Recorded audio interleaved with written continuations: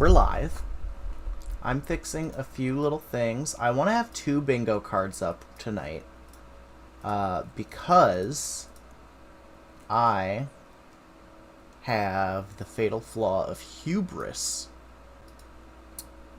And no one can take that away from me.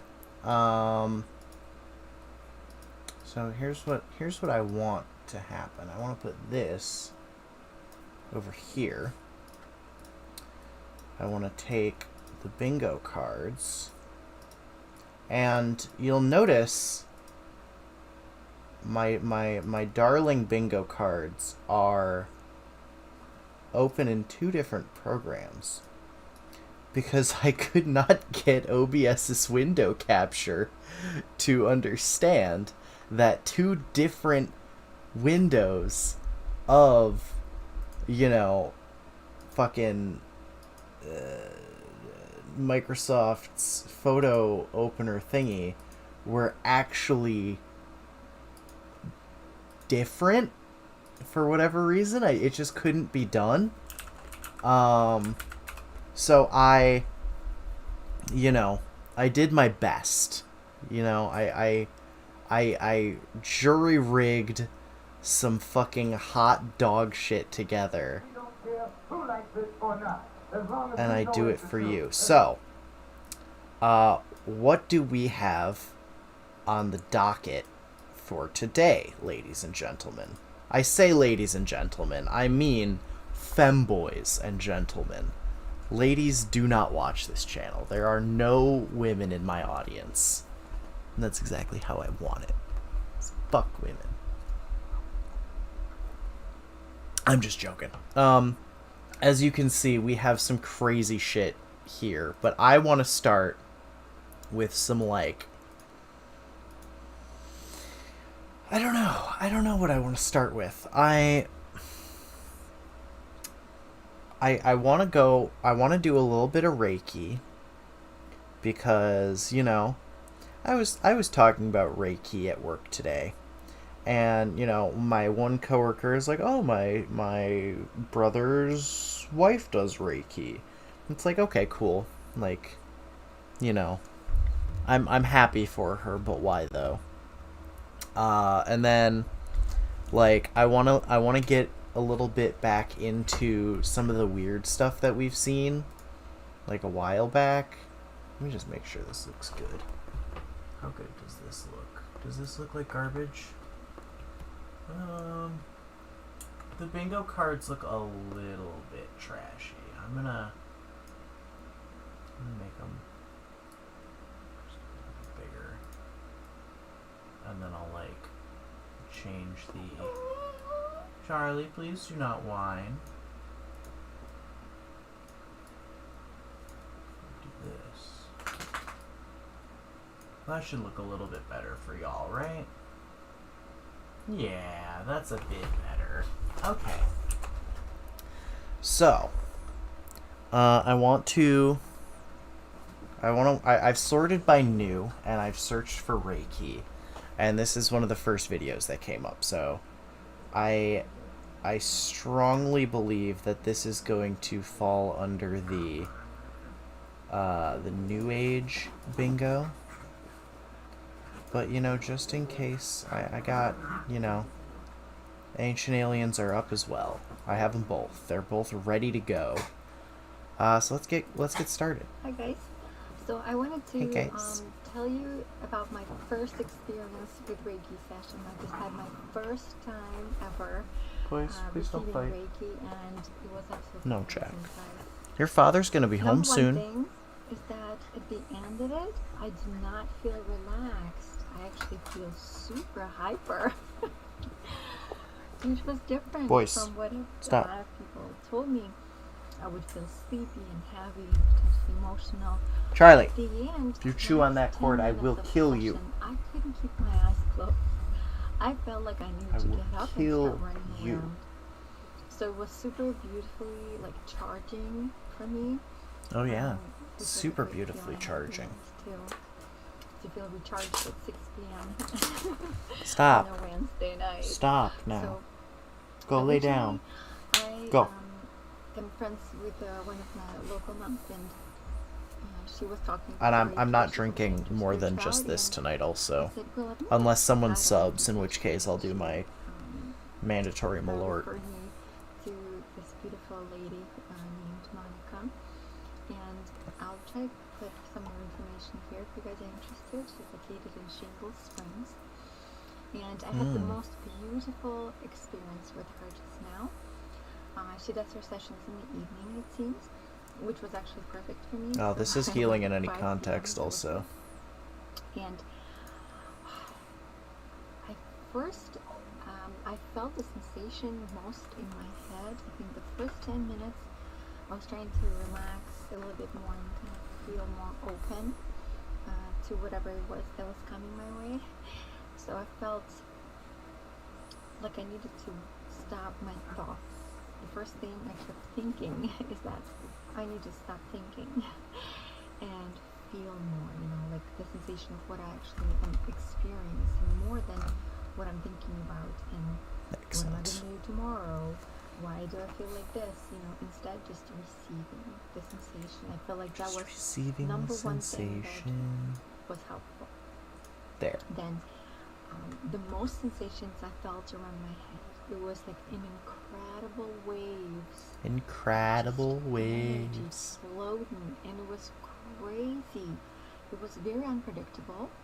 And at some points, when I experience ASMR tingles, I've noticed that I can get little trickles of tingles, and I can almost expect them. Like I can pinpoint the passages that they're going through.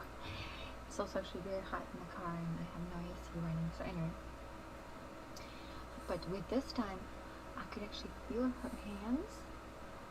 Most of the time I didn't even see her hands because I was laying down with eyes closed.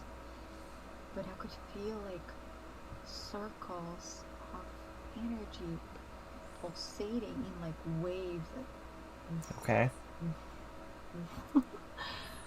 And then I would open up my eyes and look if she's making this move with her hands, and she was not.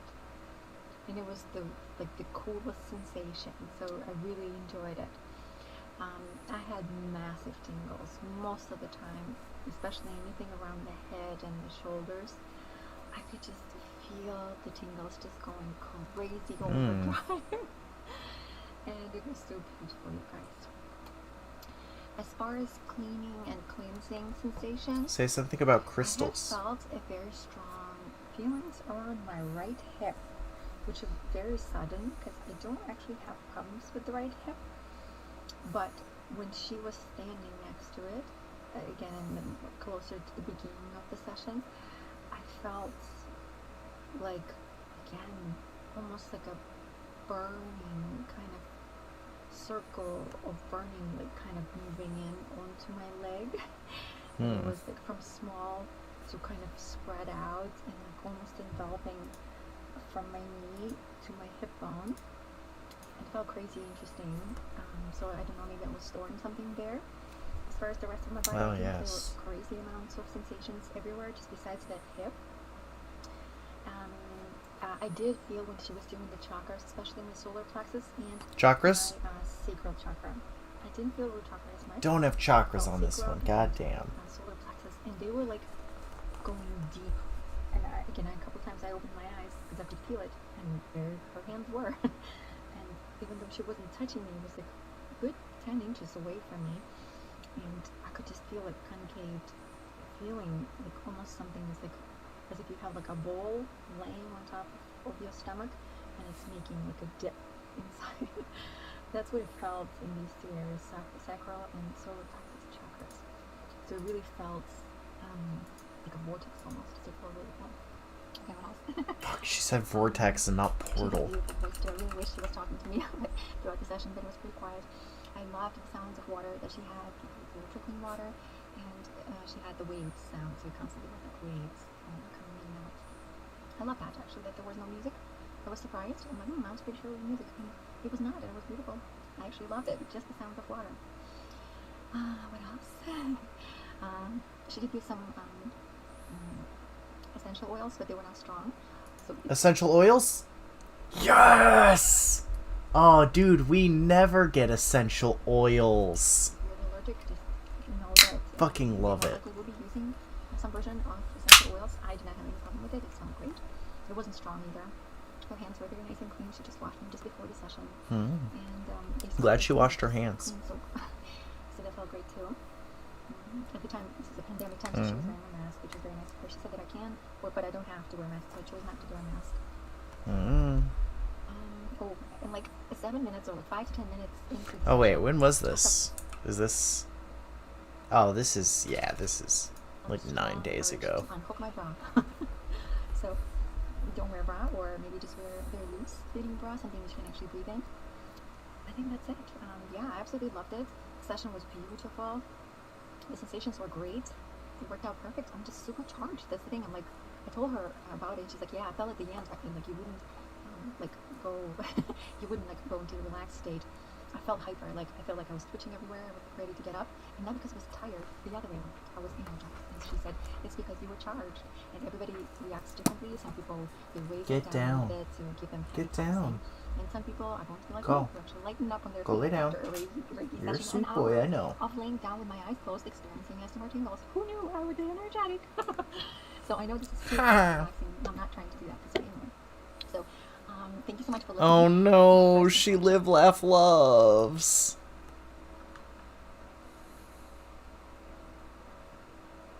Sassy Masha Vlogs. 204,000 subscribers.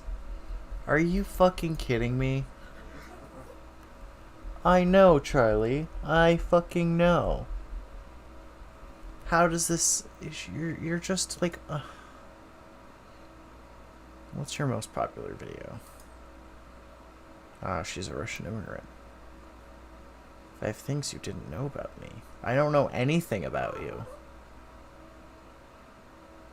You're...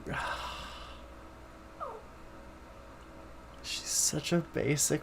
Oh, I despise this. Oh, she is a child, I assume. Oh, damn.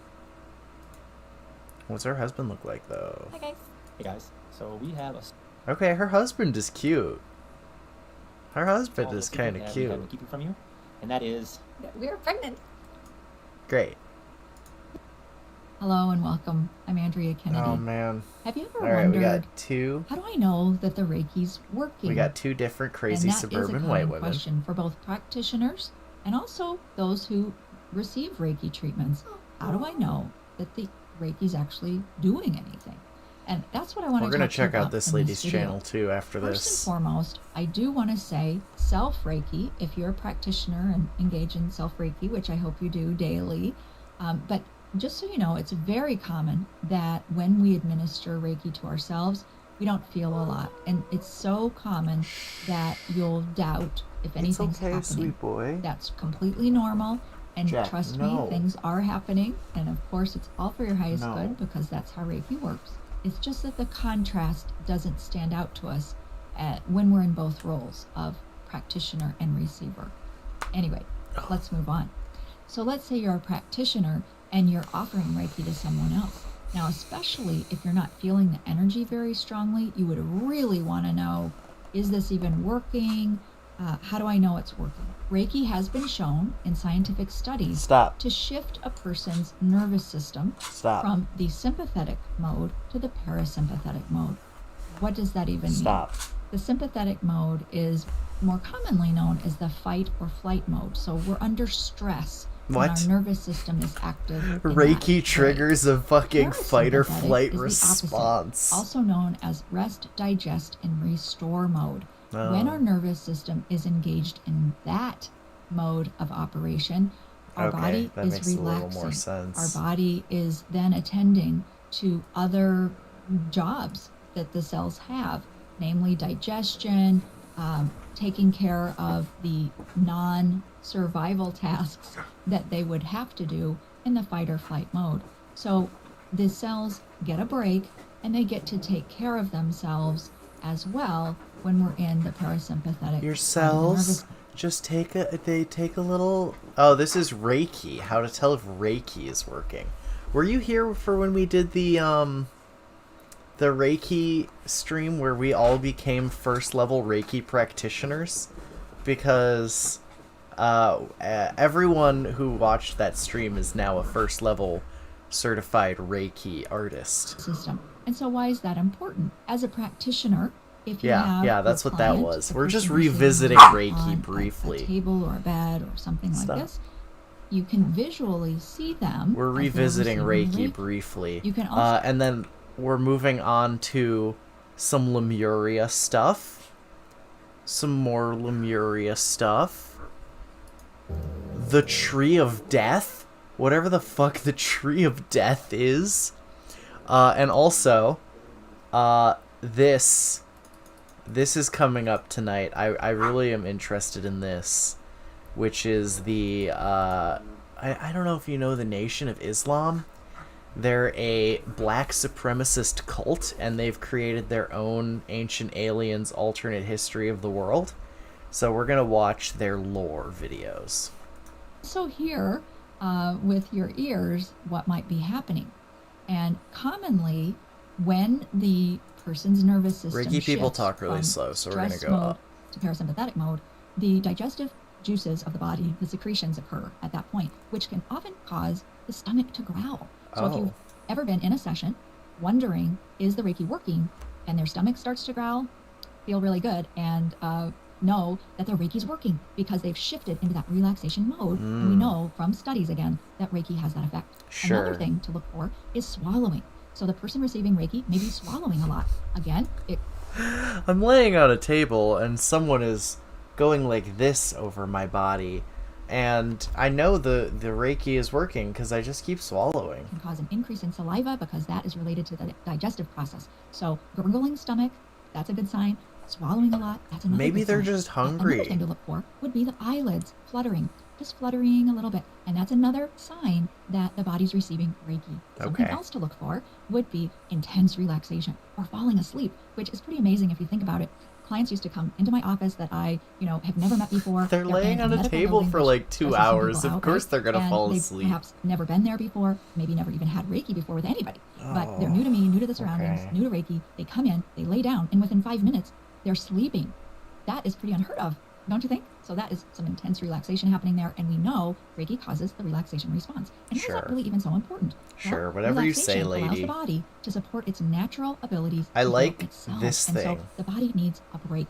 I Anyway, like Reiki her does it to them. lotus All right, so we covered a few different things: stomach gurgling, thing. swallowing, eyelids fluttering, and that intense relaxation, and maybe even falling asleep. Something It's probably else like a to look candle for holder is or body something. twitching.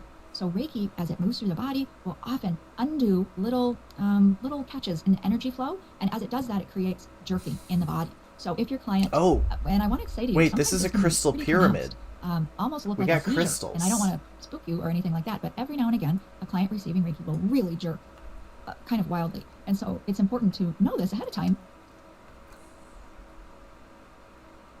Okay, so that is Qigong, which is like an actual really fucking cool, like, mystic kung fu art. This is just a bunch of suburban white women who, like, psychosomatically believe that they're energy healing each other. Like, this is also literally a pyramid scheme. So these are completely different. The only similarity is that they both claim to be emitting energy from their hands. The difference is that the Qigong people are, like, way more credible. But the reason I know that that's a crystal pyramid in the background is because it's the same material as my crystal spire. That's a fluoride pyramid.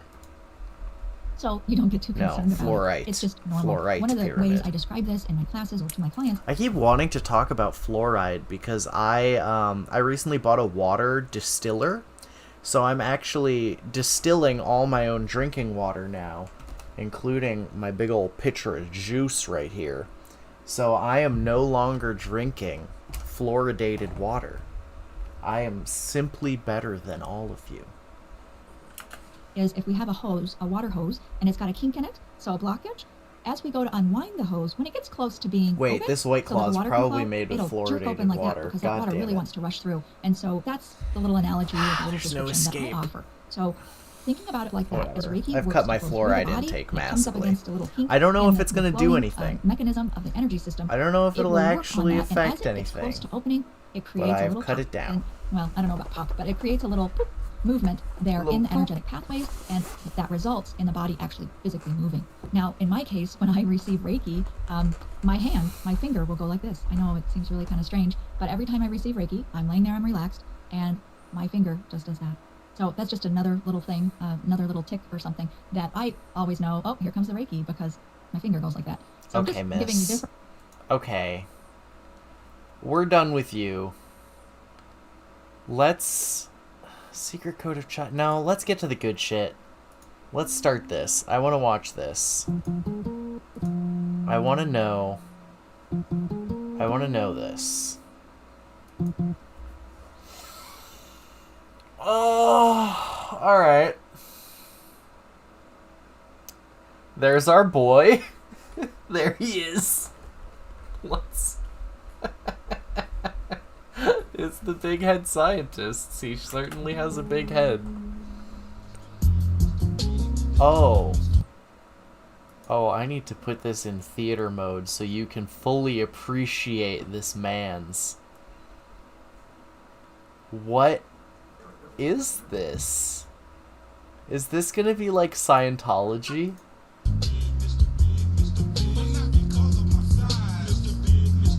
Am I gonna get copyright claimed for this? Oh no, it's called Big Head Scientist, so I probably won't be.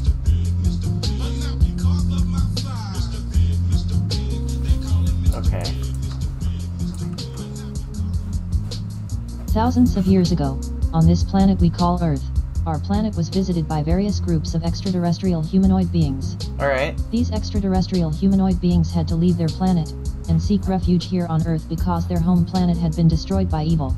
Okay. When these extraterrestrial humanoid Just generically been destroyed by evil. Okay. beings arrived on Earth, they chose to take residence inside the center of the Earth, Oh. because the surface of the Earth was inhabited by human beings. Sure. At this point in time in Earth's history, the human beings who lived on the surface of the Earth were all of one tribe, the Ebenoid tribe. Since they live inside Okay. the Earth, these extraterrestrial beings have now become interterrestrial beings.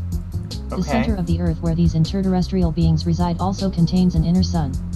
The inner Earth has been called by a variety of names by cultures around the world, including Shambhala by Buddhist, Agartha by Tibetans, Kurnuji Sure. by the ancient Mesopotamians, the Duat or Aminta by the ancient Egyptians, Hades or the underworld by Europeans, Xibalba by the Mayans, and in modern times, the concept of the inner Earth has given rise to what is called the Hollow Earth theory. Unbeknownst to many human beings, the activities of these beings My coworker today was saying that she believes in the inner Earth. Hi, baby.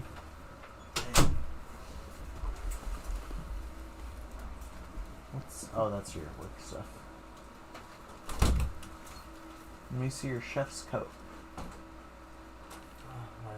Okay.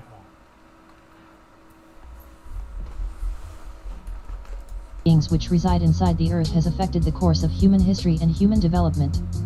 The first and most noble of the beings which resides inside Excuse the me. Earth is called the Shayuk. Compared to human beings, the Shayuk would be considered geniuses with exceptional intelligence, Okay. and telepathic and telekinetic abilities. The Shayuk have a dark brown skin complexion, they are between 5 feet to 7 feet tall, and their heads, brains, and cranial capacity is much wider and larger than the I'm average gonna human. keep this in theater should- mode because I don't want you guys to miss any of this art. It's great. Shayuk come to the Earth's surface occasionally to teach and to trade with certain tribes of human beings.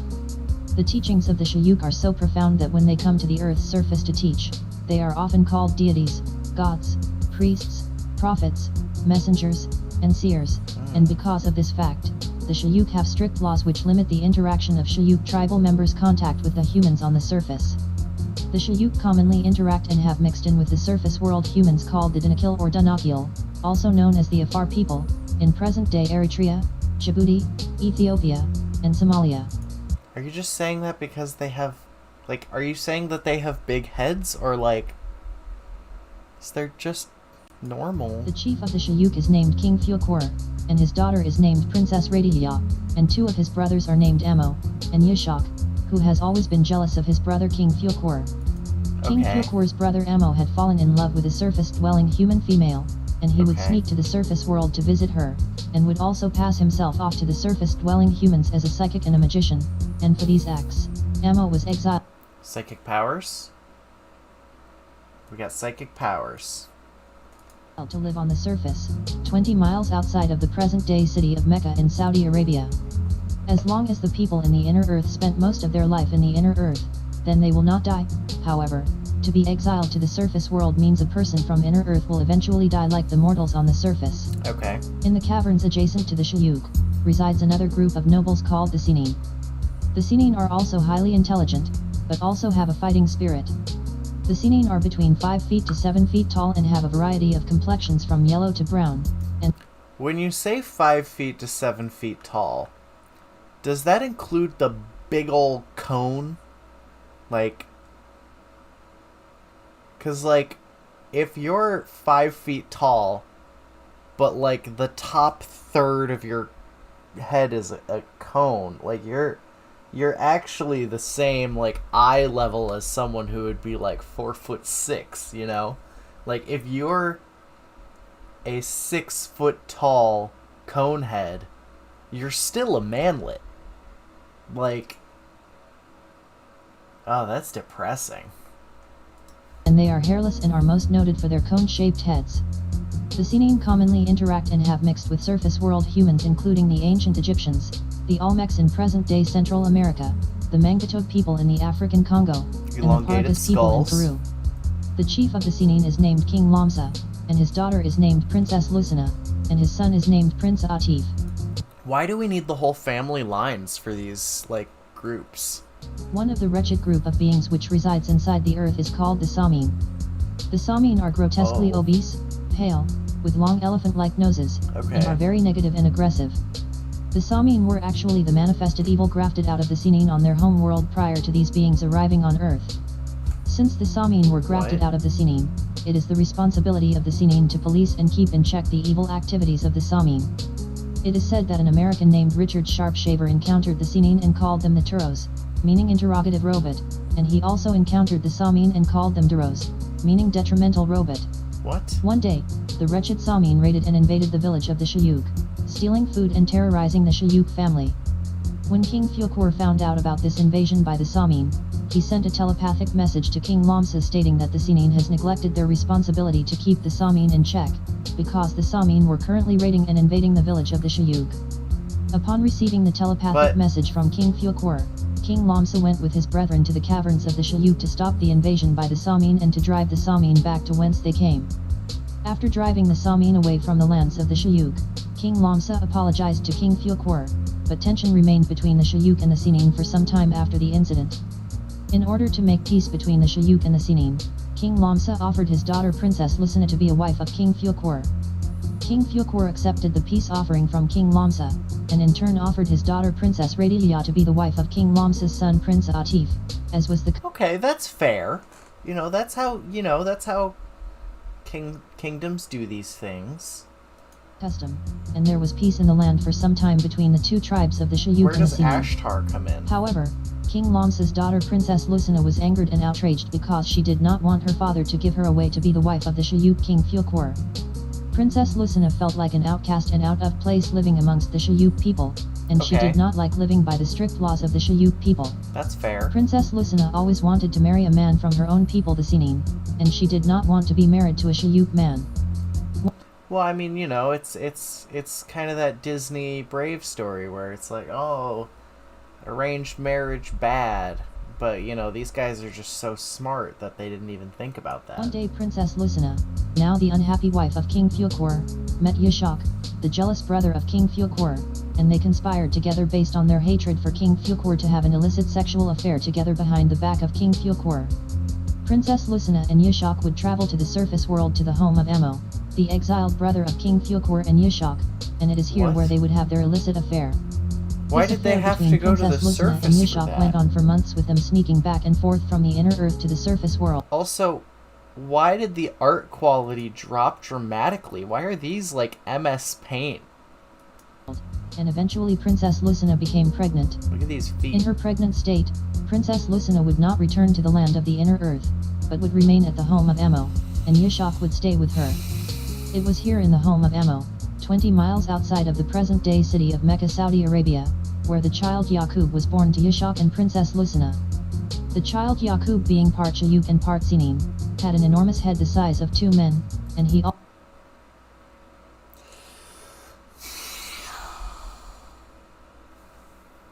People think this is real. People think this is real. Can we just do that again? Child Yaqub, being part Shayuk and part Sinin, had an enormous head the size of 2 men, and he also enormous head the size of 2 men. Oh, that's good. That's good. I like that. had 2 brains. Knowing that they could not He return had to 2 the inner earth brains? because their affair had now produced a child, Yashak and Princess Lucina decided to live and Sure, raise the baby Yaqub for whatever 5 you years in the say. home of Emo, 20 miles outside of the present-day city of Mecca, Saudi Arabia. Whatever you Yaqub's say. father Yashak would work as a scientist and a priest amongst the humans on the surface, calling himself by the title Mornuakan, the last high priest. Back in Inner Earth, Yashak and Princess Lucina had been missing for years, and eventually Okay. it was found out by King Fuqur about the affair between his wife Princess Lucina and his brother Yashak. Wouldn't she King be Fuqur Queen Lucina if she's married to the king? Ordered his soldiers to go to the home of his brother Emo and arrest Yashak for his crime, and according to the laws of the Shayuk, Yashak was put to death. Princess Lucina's life was spared because she now had a child to take care of, but her punishment was to remain exiled to the surface world, living in the home of Emo, and to never return to Inner Earth. Depressed about her inability to return home, overwhelmed by her new responsibility to raise a child, and saddened by the death of her lover Yashak, Princess Lucina kills herself by committing suicide. Kills herself by committing suicide. Chat, did you know that people die when they are killed? That is so sad. The 5-year-old child Yaqub, now an orphan, is raised by his uncle Emo, and the child-year-old lover Yisham, overwhelmed by her new responsibility to raise a child, What? and saddened by the death of her lover Yashak, Princess Lucina kills herself by committing suicide. The Kills 5-year-old herself child by Yaqub, committing now an suicide. orphan, is raised by his That's uncle good. Emo, That's and the good. child Yaqub is emotionally disturbed like and that rebellious this is the because of the lore. death of his parents. The child Yaqub grows to hate his people, the Shayuk, and he also grows to hate all dark-complexioned people because he blames them for the death of his parents. Okay. The child Yaqub desires to have his revenge when he grows up. Yaqub starts school at the age of 4, and is teased and mocked about the size of his head by the surface-dwelling human children. Fair. This mockery and teasing about the size of his head that Yaqub experienced as a child created low self-esteem, and further Aw. infuriated the already deranged Yaqub, fueling his desire for he got revenge. bullied as a kid, so Yaqub's he... uncle Emo would tell Yaqub stories about the beings in did the inner earth something. and how the Samin were the manifestation of the evil grafted out of Yaqub's mother's family, the Sinin. One day, when Yaqub was 6 years old, he was playing with 2 steel magnets in the home of his uncle Emo, and Yaqub noticed the magnetic power of attraction and repulsion that unalike attracts, and like repels. By observing this, Yaqub was inspired with a determined idea to create a tribe unlike any of the people on the surface of the planet, and this Okay. unlike tribe would be weak and wicked, and attract the other tribes on the surface of the planet, and rule over them with the knowledge of tricks and lies for 6,000 years. Okay. Upon coming to this realization, Yaqub looked up at his uncle Emo and said, "Uncle, when I get to be an old man, I am going to make a people who shall rule you." Uncle Emo said, "What will you make? Someone to make mischief and cause bloodshed in the land." Yaqub responded to his uncle Emo by saying, "Nevertheless, uncle, I know that which you do not know," and it was at that moment, the boy Yaqub first came into the knowledge of just who he was, born to make trouble, break peace, kill and destroy, and be the enemy to the Ebenoid people of Earth. Okay. Yaqub knew in order to accomplish his plan he would have to study science, biology, and genetics. Yaqub was a child prodigy in school, being exceptionally smarter Well, he than the has 2 surface-dwelling humans he brains. was going to school with, and by the age of 18, Yaqub had finished all of the colleges and universities of his nation. While in college, All of the colleges and how old? exceptionally and genetics. He was going to school with and by the age of 18, 18. Yaqub had finished all of the colleges and universities of his nation. While All in of college, the colleges. Yaqub was mocked and teased, being called the big head scientist. After graduating from the colleges and universities of his nation, Yaqub began to preach a new doctrine to the people in the city. Yaqub called his new doctrine Tricknology, and his holy book was called the Book of Tricknology of 120 Degrees. Yaqub taught that if people followed his doctrine, then they would be able to rule the world for 6,000 years, and make slaves out of everyone else on the earth. Yaqub made such impressions on the people that many people began following him. The children who once mocked and teased Yaqub were now requesting to be part of what he was teaching. The girls who once laughed at Yaqub were now women who desired him. As Yaqub's teachings spread, he made more. This is literally that fucking gangweed meme. Wait.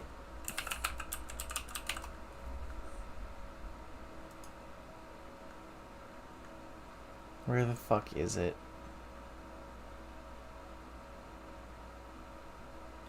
Ugh, I'm not gonna find it. It's that fucking meme where the... More and more converts to his new doctrine, and the power of Yaqub's doctrine began to intimidate the king of the surface-dwelling humans, who ordered to have Yaqub and all of his followers thrown in prison. The police arrested all of Yaqub's followers and put them in prison, and filled up all of the prison cells with Yaqub's followers. However, there was not enough space to put all of Yaqub's followers in jail, therefore there were still some people free who were spreading Yaqub's teachings. The police notified the king that they did not have enough space for all of Yaqub's followers, and at that point the king decided to go to Yaqub's prison cell and negotiate a deal. The king went to visit Yaqub in his prison cell, and the king said, "So you are Mr. Yaqub?" Yaqub said, "Yes, I am." The king said, "Yaqub, I have come to see if we could work out some agreement that would bring about an end to this trouble. What would you suggest?" Yaqub said to the king, "If you give me and my followers everything to start a civilization, and furnish us with money and other necessities of life for 20 years, I will take my followers and we will leave." The king was pleased with the deal offered by Yaqub, and agreed to take care of them for 20 years, until Yaqub's followers were able to go for themselves. After 20 years, the government began to make preparation for the exiling of Yaqub and his followers.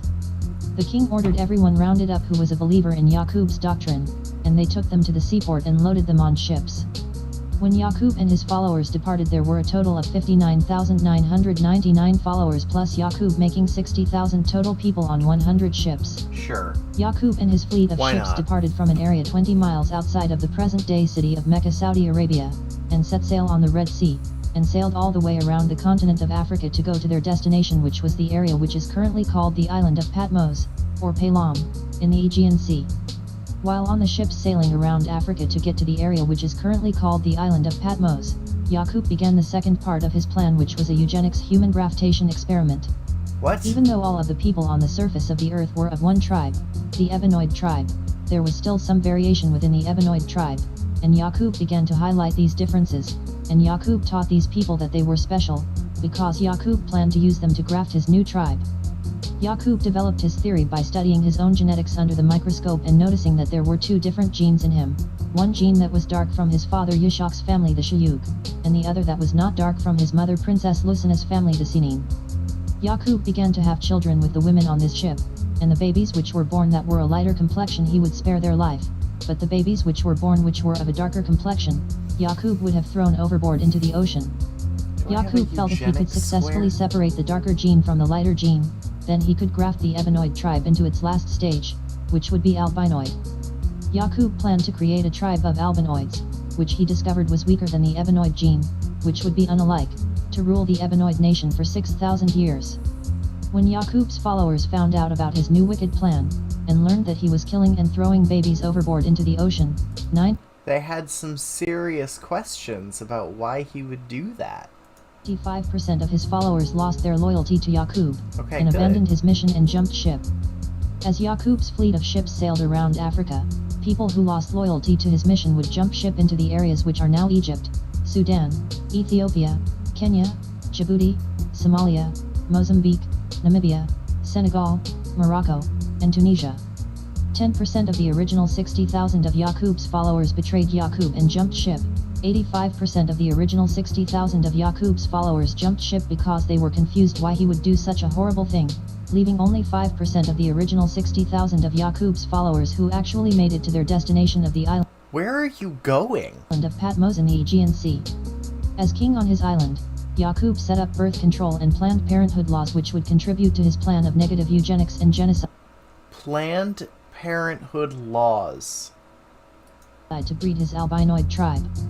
Yaqub made it a law that only the lighter complexioned people could have children. People with darker complexions were put to death, and when children were born, This is genetic nurses were ordered to engineering. have the darker babies killed by pricking the brains with a sharp needle as soon as the child's head was out of the mother, but the lighter babies were allowed to live. What? Yaqub's aim was to kill and destroy the Ebenoid nation. Yaqub would have the dead bodies of the darker babies fed to wild beasts, and if they could not find a wild beast to feed the bodies to, they would take the dead bodies of the babies to a cremator to be burned. This is the level of intense hatred Yaqub had in his heart. This process went on for years on Yaqub's island as Yaqub trained his sons and grandsons to carry on his work after he died. Yaqub died at the age of 150 years old from a brain tumor. As the Which father brain? of technology, Yaqub taught his people a doctrine which would enable them to rule the world for 6,000 years. Yaqub also taught his people that God is a spirit and a spook and not a man, and Yaqub was A spirit and a spook. the founder of the doctrine that unlike attracts and like repels. We're only 15 minutes into this. After 200 years on Yaqub's Where do we island, go for the all next of the darker half an babies hour? had been done away with, and all babies were born of a new tribe called the Rubetoid tribe. After another 200 years, all babies were born of an even man. newer tribe called the Citrinoid tribe. And finally, after Guys, is it difficult? Not. Citrinoid. another 200 years, which makes 600 years total, all the babies born on Yaqub's island were of Yaqub's desired albinoid tribe. It took 600 years to breed Yaqub's albinoid tribe, and every imagination of their heart and all of their actions were wicked continuously. The evilness of the albinoids not only affected themselves, but also affected the other peoples of the world. Yaqub's albinoids returned to the city where they were exiled from. Once back in the city, it took only 6 months for Yaqub's albinoids to cause chaos and war amongst the Ebenoid people. The king of the Ebenoid people realized that it was Yaqub's albinoids who were causing all the trouble, and the king made a decree to drive Yaqub's evil albinoids from amongst them. The king rounded up all of Yaqub's albinoids and stripped them of their clothing, and put an apron on them to hide their nakedness, and sent his army with them across the desert to cross the burning sands into the place which is modern-day Europe. Yaqub's albinoids were roped into the mountains and caves, and the king's army would patrol the area to make sure Yaqub's albinoids stayed in the mountains and caves for 2,000 years to ensure that these people are kept away from the Ebenoid people. During this 2,000-year period living in the mountains and caves without anything to start civilization. So, like, they know this didn't happen, right? Because, like, there's literally no archaeological evidence for any of this. What am I even saying? Of course there's no evidence for any of this. This is insanity. Okay. Yaqub's Let's keep albinoids going. became shameless, and lost all sense of shame and started going nude, and in the winter they wore animal skins for clothes and grew hair all over their bodies and faces like all the other wild animals. Yaqub's albinoids tamed the wolves and dogs to live in the caves with them, and Okay. after some time the dog held a high place among their family, becoming their best friend. After 2,000 Is this years why of living white in the people caves, like dogs? the wickedness of Yaqub's albinoids was observed, and an Because Ebenoid we're man named evil? Moshe was sent to civilize them. Oh my God. Moshe led Yaqub's albinoids out of the caves. However, once out of the caves, Yaqub's albinoids killed Moshe. Free from the caves, Yaqub's albinoids went on a rampage throughout the earth, conquering and subjecting the Ebenoid people, pitting one against the other using the idea of divide and conquer. Yaqub's albinoids began to execute Yaqub's plan for them to rule the world for 6,000 years. A man named Mahamdu attempted to teach Yaqub's albinoids to convince them to end their devilishment. However, this was still 1,400 years before the end of Yaqub's albinoids' 6,000-year period of dominion over the earth. And so, Yaqub's albinoids ruled the earth for 6,000 years, spreading their devilishment, evil, pain, suffering, and oppression to the Why Ebenoid did the people of the music earth as change? designed by the big head scientist Yaqub. The events of Yaqub occurred approximately 6,600 years ago, and the Okay. 24 wise elder scientists of Sure. the inner earth foresaw the birth of Yaqub 15,000 years ago. This history, or What? future, of Yaqub and his people was predicted and foretold by the 24 wise elder scientists of the inner earth 8,400 years before the birth of Yaqub. But The 24 wise elder scientists of the inner earth were aware of the birth of Yaqub. and they were aware of the things Yaqub would do before Yaqub was even born. The 24 So, if they knew all of this was going to happen, why am I wise asking elder questions? scientists of the inner earth predicted that in the year There are no 8400, answers. this man Yaqub would be born, and when this man was born, There he are will no change answers. civilization in the world, and produce a new tribe of people, who would rule the original Ebenoid people for 6,000 years, from the 9,000th year to the 15,000th year. After the 6,000 year rule of Yaqub's people, the Ebenoid people would give Why has the music changed 4 times in like a minute and a half? What is going on? It's like this dude could not decide what he wanted to be the backing track, so he just rotated them all in. birth to one whose wisdom, knowledge and power would be infinite. One whom the world would recognize as being the greatest and mightiest since the creation of the universe, and that Yaqub's old warring wicked world would be removed and destroyed, and the Ebenoid nation would be restored into power to rule forever and to establish a world of peace and righteousness. This great redeemer of the Ebenoid people, who was predicted by the 24 wise elder scientists of the inner earth to bring balance back into the world, is known under many names, He's the titles, Avatar. and attributes including, he who has no equal, he who there never was anyone like, the supreme being, the mighty, the wise, the best knower, the light, the life-giver, the guide, the all-powerful, he who knows how to reproduce the universe and the people of his choice. But his mother calls him Yashmal. Yashmal was the son of Princess Radiya of the Shayuk family, and Prince Atif the Sinin family. Yashmal's parents, Princess Radiya and Prince Atif, Why married did it- each other in order to establish peace between their two quarreling tribes. So he's like However, the Yaqub's union of cousin. Princess Radiya and Prince Atif was more than mere chance. Their union Right. was specifically guided, selected, and arranged by the 24 wise elder scientists of the inner earth, who were also genetic engineers. They knew that the offspring of the union between Princess Radiya and Prince Atif would be the personification of order to balance out and offset the chaos of Yaqub, who was the offspring of Yishak and Princess Lucina. Yashmal began his education on the day he was born, as is the custom amongst members of the Shayuk. It would be unheard of for a member of the Shayuk to wait until the age of 4 to start school unless the child was Oh my god, so he's like so much smarter. He's gonna finish all the colleges and universities of his country by the time he's like 6. mentally handicapped. Being part Shayuk and part Sinin, Yashmal's head was noticeably larger than the other members of the Shayuk and Sinin. Yashmal had an enormous head, 2 brains, and a third enlarged pineal gland which sat in the center of his 2 brains, making the top of his head appearing to be shaped like 3 orbs. Amongst the Shayuk and Sinin, Yashmal would be called the big head scientist. Of course. However, amongst these tribes, this statement was not taken to be an insult, but rather a compliment, alluding to the individual's intelligence in the same way that saying big muscles alludes to an individual's strength. Of course. Since Thank Yashmal you. was Yes. raised in his native land amongst his people who looked like him, he did not suffer from the same ridicule, mockery, and low self-esteem which plagued his cousin Yaqub, who grew up in a foreign land amongst other than self and kind. As a child, Yashmal was an exceptional prodigy and a genius. Yashmal was also told stories of the evil activities which transpired at the hands of his cousin Yaqub. One Yeah, day, cousins, when I was Yashmal right. was 9 years old, he was playing with 2 electromagnets in the home of his grandfather King Fukur, and noticed that electrons flowing in the same direction through 2 electromagnets would create the magnetic phenomenon of attraction, and that Okay. electrons flowing in opposite directions through 2 electromagnets would create the magnetic phenomenon of repulsion.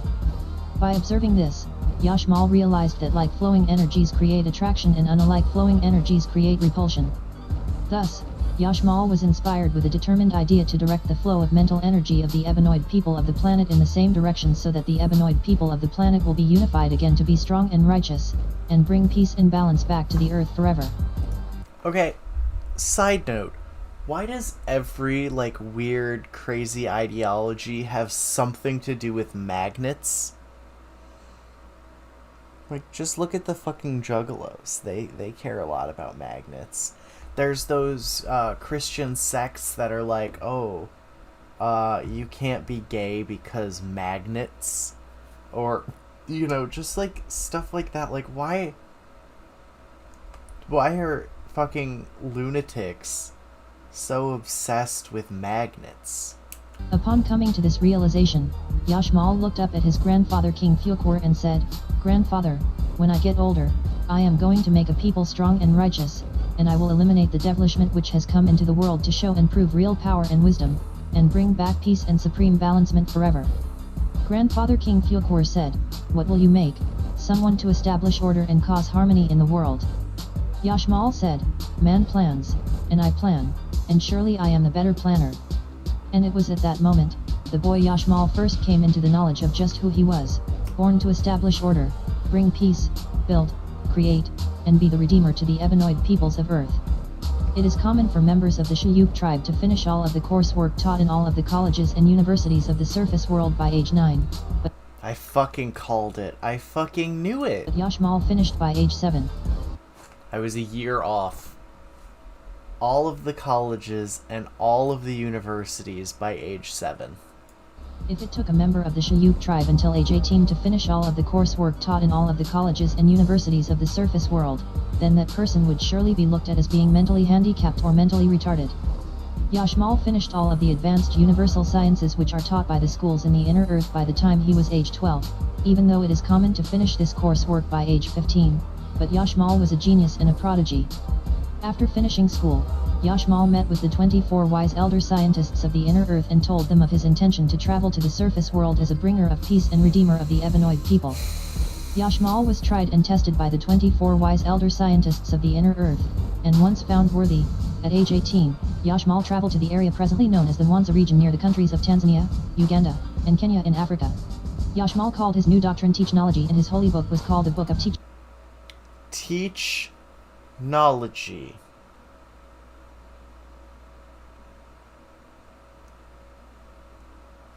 God, who wrote this garbage? Like, actually, who wrote this garbage?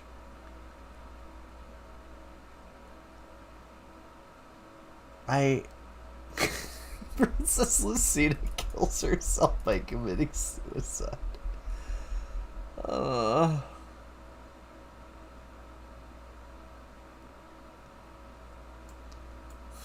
Technology of 720 degrees, which was in a question and answer format designed to get the mental energies of the listeners flowing in the same direction, which would in turn create unity, harmony, and attraction amongst kindred. Yashmal's new doctrine was so powerful that he had millions of people from all of the tribes on the earth coming to hear his message and aspiring to be a part of his mission. However, from the millions of followers that he gained on the surface of the earth, Yashmal only selected 144,000, which he called the chosen few, to be a part of the next phase of his plan, and when Yashmal and his chosen few departed, he told the people on the surface of the earth he would be back in one day. So Yashmal selected 41,150 Ebenoid females and 41,140 Ebenoid males for a total of 82,290 people from the original Ebenoid tribe. Thank you. Yashmal selected 10,285 Rubedoid females and 10,285 Rubedoid males for a total of 20,000. Why do we need these very specific numbers? 570 people from the Rubedoid tribe. Yashmal selected 10,285 Citrinoid females and 10,285 Citrinoid males for a total of 20,570 people from the Citrinoid tribe. And Yashmal selected 10,285 albinoid females and 10,285 albinoid males for a total of 20,570 people from the albinoid tribe, which made 144,000 people total. Yashmal took his followers into the inner earth through an opening beneath the Great Lake in the present-day area known as the Mwanza region in Africa to begin his eugenics genetic engineering experiment of crafting the various tribes of people on the earth back into the original Ebenoid tribe. Yashmal, being a master genetic engineer who was all-wise, right, and exact, knew that it was not necessary to kill anyone in order to accomplish his goal because he had knowledge of the science of dominant and recessive genes. Knowing that the Ebenoid tribe was the first, then Yashmal knew the Ebenoid gene would be the most dominant, followed by the Rubedoid gene, followed by the Citrinoid gene, and lastly followed by the albinoid gene. While inside the inner earth with his followers, Yashmal applied the science of dominant and recessive genes to design and engineer a system of arranged marriages by which the offspring born from each arranged marriage would have certain desirable qualities, and in time, But over I a period thought of arranged 900 marriage years, bad. all of the derivative tribes would have been grafted back into the original Ebenoid tribe. Yashmal also observed that the gene of the Ebenoid woman was the most dominant gene, and so Yashmal established the following rules of arranged marriages amongst his followers. 10,285 Ebenoid women and 10,285 Ebenoid men would marry to keep the Ebenoid gene strong and pure. 10,285 Ebenoid women would marry 10,285 Rubedoid men. 10,285 Ebenoid women would marry 10,285 Citrinoid men. 10,285 Ebenoid women would marry 10,285 albinoid men. 10,285 Ebenoid men would marry 10,285 Rubedoid women. 10,285 Ebenoid men would marry 10,285 Citrinoid women. 10,285 Ebenoid men would marry 10,285 albinoid women. Yashmal would also keep 10 Ebenoid women as wives for himself. The men and women were required to get married by age 19, and each couple were to have 2 children. Living in the inner earth where he was from, Yashmal was continuously regenerated and rejuvenated and did not die like his cousin Yakub on the surface of the earth. Yashmal was able to teach, socialize, laugh, play with the children, enjoy life, and observe the generations and progression of his followers over the centuries. The offspring of the Ebenoid woman and the Ebenoid man would always be Ebenoid. The offspring of the Ebenoid woman and the Rubedoid man would also be Ebenoid because of the strength of the Ebenoid woman's genes. The offspring of the Ebenoid woman and the Citrinoid man would be Ebenoid 75% of the time, this and such Rubedoid is 25% of the time, because of the strength of the Ebenoid woman's genes. The offspring of the Ebenoid woman and the Albinoid man would be Ebenoid 75% of the time, and Citrinoid 25% of the time, because of the strength of the Ebenoid woman's genes. The offspring of the Ebenoid man and the Rubedoid woman would be Ebenoid 75% We of the get time. it, we get it. 900th place. Thank It would you. take Yashmal's chosen 144,000 people 46 generations over the course of 900 years to be grafted back into the original Ebenoid tribe. During this time, for some generations recessive genes would tumble forward. After 12 generations, all of the Albinoids had been grafted back into the Citrinoid, Rubedoid, and Ebenoid tribes. After another 16 generations, all of the Citrinoids had been grafted back into the Rubetoids and Ebenoids. After another 18 generations, all of the Rubetoids had been grafted back into the Ebenoids, leaving only the original Ebenoid tribe. It was also observed Okay. that after 4 generations, if the Albinoids refused to mix in, then they would be unable to conceive offspring after the 4th generation. After 8 generations, if the Citrinoids refused to mix, if the Okay, Rubedoid bronze we get clone it, from thank the Ebenoid you. tribe in order to get recharged and sustain and maintain their existence. However, because of the science of recessive and dominant genes, by mixing back into the original Ebenoid tribe, the derivative tribes would eventually be grafted back into the original Ebenoid tribe in time, leaving only the original Ebenoid tribe on the surface of the planet. As it was in the beginning, so shall it be in the end. And so Yashmal smiled at this fact, now having knowledge that the evil acts done by his cousin Yakub would be reversed just by letting nature take its course. Yashmal took another Okay. 100 years to teach and train his followers how to control and conquer the evil which existed within themselves, rather than attempting to graft the evil out, letting it manifest and personify as a being. After the 1,000-year period with Yashmal in the inner earth, Yashmal returned to the surface of the earth to the area presently known as the Mwanza region in Africa with 144,000 Ebenoid people. When Yashmal and his 144,000 followers returned, the people on the surface of the earth said, Yashmal, you said you would be gone for 1 day, and you were true to your word. You have only been gone for 1 day, but many of the people you have returned with are not the same people you left with. What have you done with our brothers and sisters? What? One of the Ebenoid women named Kidara, who was one of Yashmal's wives and one of the 144,000, spoke up and said, I am a daughter and great descendant of your brothers and sisters, which it seems to you left with Yashmal just yesterday, but we have been with Yashmal in the inner earth for 1,000 years. And Yashmal spoke and said, Oh, indeed, Jesus 1 day in the inner earth Christ. can be like 1,000 years. Yashmal's 144,000 followers then proceeded to teach the Ebenoid people on the surface of the earth the way to defeat the evil currently plaguing the earth in the same way that Yashmal had taught them. Yashmal This is like the most contrived. There's literally no grasp on reality. I honestly don't even know what to say. Yashmal returned to the inner earth with his Ebenoid wife Kidara. After returning to the inner earth, Yashmal was elected to a seat as one of the 24 wise elder scientists of the inner earth. Yashmal taught Kidara the secret to eternal life, and they had many children together. Yashmal told Kidara that the Ebenoid woman is the human representative of nature on the surface of the earth, and thus the Ebenoid woman is the key to destroying the evil plaguing the surface of the earth, and she is the key to bringing peace and balance back to the surface of the earth. Yashmal told Kidara Yeah, that it but was she not him doesn't who the have 24 wise elder scientists of the inner earth had double prophesied about. brains. It was her, the Ebenoid woman. Yashmal told Kidara that he was merely a conduit to allow her to bring balance back to the earth. And so while the big head scientist Yashmal's followers execute his plan on the surface of the earth, Yashmal and Kidara wait with their family in the inner earth for the hereafter, that is to say, here on earth, after evil has been removed, and peace and balance has been restored. Oh, here comes the background music again. Oh, to be continued, but...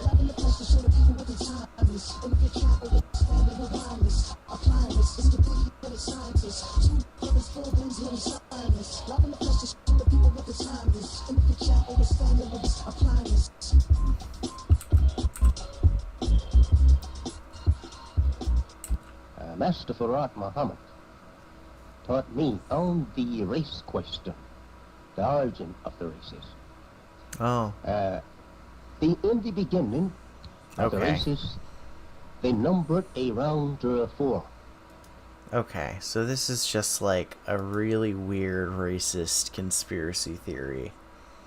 And that's more stuff from that channel. Let's learn about Lemuria. Entire land masses sinking into the ocean, never to be seen again. Most of We us go pee, I'll only be know right of one, Atlantis, the big fish. This reminds me of zero punctuation. No pun intended, that always seems to pop up in popular culture to this very day. But tales like Atlantis are just that. Tales, myths, legends. Yet Atlantis wasn't the only lost continent ever thought up. And in fact, for a time, there was another continent that was thought to have existed, but it wasn't proposed by Plato or some science fiction writer. Instead, this was a continent hypothesized in the name of paleontology and geology to explain the unexplainable. How the hell did these lemur fossils end up on 3 different continents? This is the story of science being before its time, a story of how recent our understanding of the world really is. This is the story of Lemuria, the supposed lost continent in the Indian Ocean. In 1864, zoologist Philip Schlater, career lawyer and export ornithologist, discovered that lemur fossils found on Madagascar were similar to fossils found in India and Australia. And it's unlikely lemurs had the naval capabilities to just sail all over. So how did these bones spread out across the Indian Ocean? Schlater hypothesized the only explanation was a vast triangular-shaped continent that once existed, stretching across the entire ocean. He deemed this now lost land Lemuria. This was not a unique revelation or idea at the time for somebody to propose a land bridge as an explanation for an anomaly. Before our modern technology to map out the ocean floor, there was no acceptance of continental drift. Continents were seen as stationary. Lemuria wasn't the first land bridge proposed, but it was the first time somebody gave one a fancy name, and it stuck. Natural science in the 19th century was in an odd spot. On one hand, there was Darwin, who brought forth the idea of evolution, while on the other hand, it was still the 19th century. So some people used the scientific method to intelligently and eloquently describe their stupid ideas. In 1868, Ernst Haeckel, a biologist, proposed the idea that Lemuria was actually the origin of the human race. He had already disputed Darwin's out-of-Africa theory, and for a time there was a contested debate over which continent was really humanity's origin. Haeckel and a few others stuck to the claim that humanity had evolved from Asia instead, and Lemuria sort of just attached itself to this. There were no early human fossils discovered yet in Africa, and so the only explanation to Haeckel was that they existed on Lemuria, and then Lemuria sank. It was this claim that popularized Lemuria in the public conscious. Proposals by Haeckel in his The History of Creation were that every race was actually an entirely separate species that had independently evolved in Lemuria, then spread out to their respective homelands. Now, it wasn't just Western Europeans that loved the idea of Lemuria. In fact, it took on a nationalistic bent for another people, the Tamil people of Sri Lanka. You see, there is a Tamil legend where the people descended from a lost great civilization named Kumari Kandam, which came from a continent that sank beneath the ocean. Sound familiar? Is it coincidence? Yes it is. As the 1870s and 1880s came along, the conversation around Lemuria was less around the land bridge aspect and more the cult aspect. Elena Petrovna, I'm not pronouncing that, also known as Mother Blavatsky, was born in the Russian aristocracy and at a young age had traveled throughout Asia. It was from this experience that she created her own ideology, you could say, based on teachings from Indian and Buddhist philosophy, called Theosophy, following the teachings of the masters, as they called it: Jesus, Abraham, Mohammed, Buddha, Confucius. But what's more important here is that to Mother Blavatsky, Lemuria was real. It wasn't simply a lost continent, nor a home to a lost empire. It was home to a race of hermaphroditic, egg-laying, four-armed giants called Lemurians, who had special psychic what?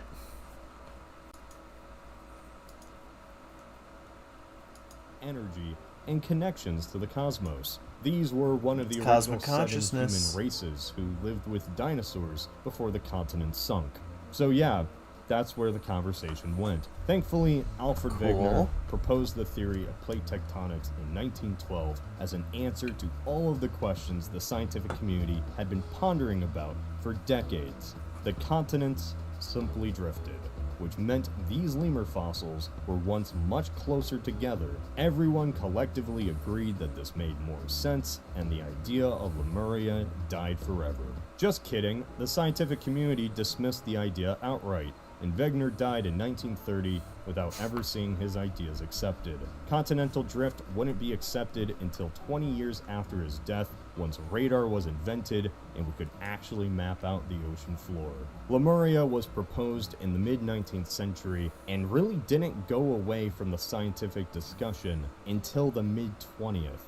Once continental drift was actually accepted, the fictions about lost continents were dispelled by the mainstream, only to remain in the small niche communities of crackpots, occultists, and the History Channel, all Yeah. sparked from lemur fossils. We do love the History Channel.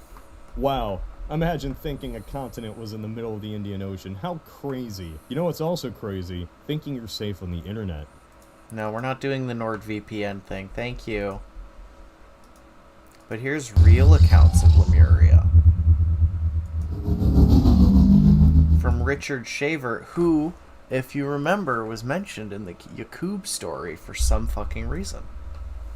Welcome to the String Theory of Oh. the Unexplained. Oh, I'm your host, John Jesus. Ventry. Our co-host is Fred Saluga, and today's guest is Brian Seach, and we're going to discuss the Shaver Mysteries and Val Thor. Welcome to the show. Well, What? guys, we're going to talk about two books.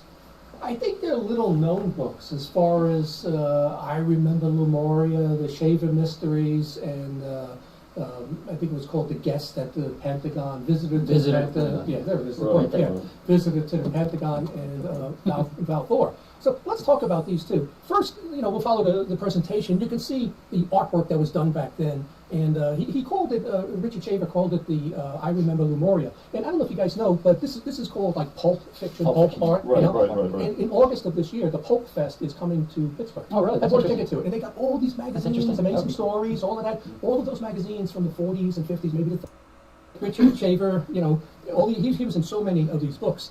And what it was based on was what he claimed to be his past memories of somebody else by the name of Mutan Mian in Lemuria, which was on a different planet. Oh. And if you know the like Atlantis, Just do you remember? look at this one. Yeah, you can hold that up. That's I Remember Lemuria. Yeah, I bought that book too. It's from the Rare Bookstore. Atlantis. So if you remember though, Atlantis was in the Atlantic, right? Lemuria, or called Mu, was in the Pacific. And it was more of a Pacific Island legend. But he took that name and made a planet called that. And I'll go into the storyline of what it's about. But what happened was Ray Palmer published I Remember Lemuria for 3 years, 1945 to 48. I guess technically that's 4 years, right? The circulation of Amazing Stories, Fred, increased to 185,000 issues a month. Really? Now, MUFON and Fate magazine today combined, maybe 8,000 issues. MUFON is monthly, Fate comes out only twice a year. Maybe 8,000. 185,000 issues a month when the population is that simple. Similar to L. Ron Hubbard. People. So Palmer says he actually ran into the Darrow, but the Darrow is not the Vril. Those are two different Hollow Earth stories. So then John Keel gets involved. And I respect John Keel. I think he's got good ideas, right? So Keel says if Shaver and Palmer had not existed, there would have been no flying saucers. It's that simple. Similar to L. Ron Hubbard's Scientology, it's kind of like a cult thing. He says this storyline is just another devil theory. That's what Keel said. And Keel and Shaver would debate and go at it. So that was his line on it. The FBI, of course, gets involved, so they visit Shaver and Palmer in 1947 after the Kenneth Arnold craze, UFO craze started, because they were afraid of mass hysteria. If you remember, we talked about the 1954 comic book. Okay. This is just like comic books? I don't know. What if the moon was Sky once habitable? again turns a shade of orange and yellow. Across the forest, lights shine below the canopy of pine trees. The festival to the moon goddess is about to begin. Slowly, its image appears in the night sky. A world of blue seas and green islands. To these ancient people, the moon is not a white and gray cratered body, but a habitable world.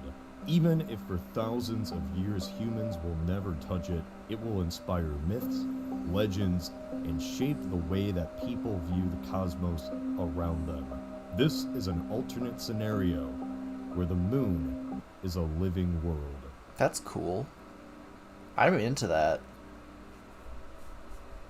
Okay, I know, this is a crazy idea, Usually when these alternate timelines involving geography are discussed, it comes with a small kernel of truth from the past. The Sahara at one point was green. Antarctica was full of marsupial life and not an icy continent. But the moon, at least as far as our current understanding of it is, was never like Earth or even Mars. Some papers have suggested that perhaps the moon very briefly had an atmosphere 3 billion years ago, maybe even a magnetic field. Yet, without literally checking the surface for ourselves, we'll never know. Even if it did, tidal locking with the Earth stopped the rotation of the moon, its magnetic field disappeared, and thanks to radiation from the sun, so too did any atmosphere it might have had.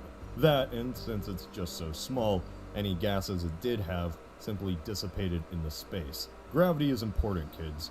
So yes, everyone, I indeed do know such an alternate timeline is bonkers. But we're in a bonkers time. Let's remove the science from this idea and just go with it. Let's just Okay. assume one of those ships from Spore seeded it with a life bomb. Yeah, that makes sense. In this alternate timeline, the moon is a world that is very much like the Earth. A thick atmosphere, an ocean, and potential for life. Just from these It's Big Chill. a thick atmosphere. I've just watched an every ocean, episode. and Well, I'm like 3 episodes away from the end of Ben 10 Alien Force. It's a good show. potential for life. Just from these conditions, I though, like it. It doesn't mean the moon has to be a world of greens and blues.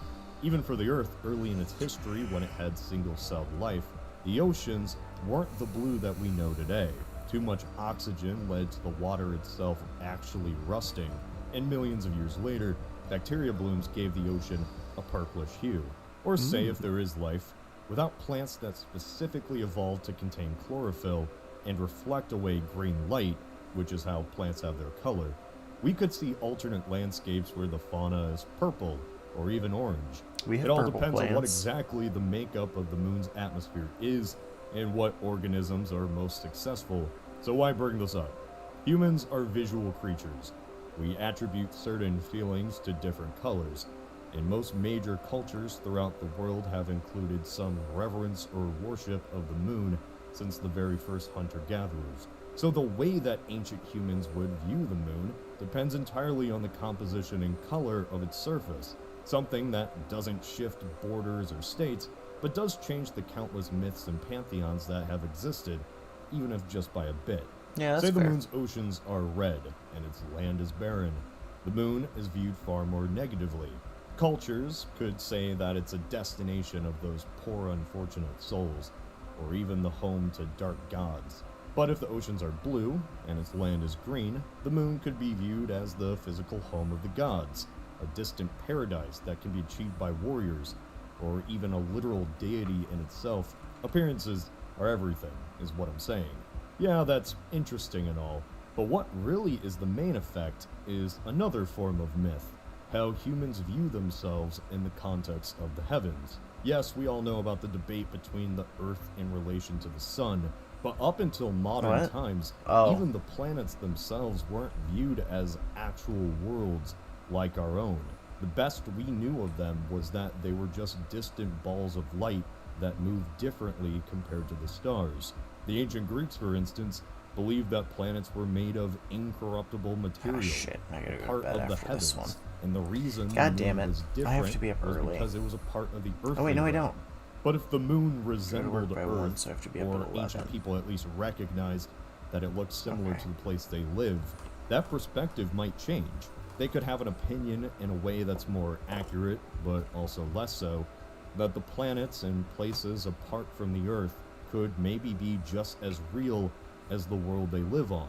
Stories and legends about other cultures and people that live in the heavens. Of course, this varies depending on the culture, so let's assume everything progresses as normal up until people can actually land on this alternate moon. The urge to do so is certainly greater than in our own timeline. So whoever lands first, what could they see perhaps? However you imagine life on the moon is entirely up to your own imagination. There is no basis for how these organisms may look, so imagine some pure speculative evolution.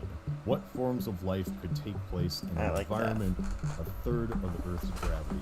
For Big example, stuff. every vertebrate land animal has 2 arms and 2 legs, not only because terrestrial organisms evolved from some distant ancestor that had 2 arms and 2 legs, but because on Earth's gravity, this is the most successful way of getting around. But in the moon's weak gravity, life doesn't need to follow the same general body plans we take for granted. 2 arms and 2 legs, for instance, certainly don't need to be the norm. Taller, thinner species with less appendages could get along just as fine in their own small gravity. Larger true. plant life, however it may look, could grow far taller. There could be ways of flying about, not even needing what we think of as wings. I know I'm throwing a lot out there, but this is something very real to consider when speculating how life on other planets could operate. It's just in Yeah. this scenario, those organisms live right on our front door instead of light years away. Yes, this would bring about a lot of questions and have a lot of answers, but that's greater philosophy stuff. We all know that if the moon was basically a miniature Earth, concepts of life on other worlds isn't going to be the main focus of actual nations. Nah, the only thing humans really care about most of all is that there is a place with abundant land, resources, and a good position to one-up their rivals. The Yeah. race to create better technology to get to the moon and protect said colonies and resources. Space, even in our immediate neighborhood, instantly becomes militarized. The perspective that our society currently has on space travel, spread out for the betterment of mankind, explore new worlds for science and knowledge, this is going to sound pessimistic, but that only exists because we don't have the current technology to build massive bases or extract specific valuable resources from far-off worlds. Spice Only must difference in this flow. scenario is the space race doesn't end once man lands on the moon. The floodgates are now opened, the New World colonization pumped up to 11. So why would the moon be so important outside of petty rivalries? Even in our timeline, it's one of the most valuable pieces of land in the solar system for humans. One of the most expensive because barriers it's- to space travel is just leaving Earth's gravity. Fuel's expensive. However, if a nation did, say, have a moon base, the investment right off the bat is expensive. However, it'd make launching ships to other planets far cheaper and easier. Even if the moon in this scenario does have an atmosphere, the moon will become something like a giant harbor. At first, a stepping stone for future colonization of Mars, and what was once simply a mysterious place orbiting the Earth becomes another center of competition. Yep. I'll leave it at that, because, like I said, such a scenario is crazy. Just Moon the simple change in wars. appearance of the moon directly impacts the stories that humans tell themselves. The race into space would be less a collective effort and more the same drive for conquest we've always seen. Maybe it's a good thing our moon isn't seen as the most attractive piece of property. Our exploration of far-off places, as of now, is still in the name of science and discovery. Alright, It's one to let's look ponder. at the Tree of Death.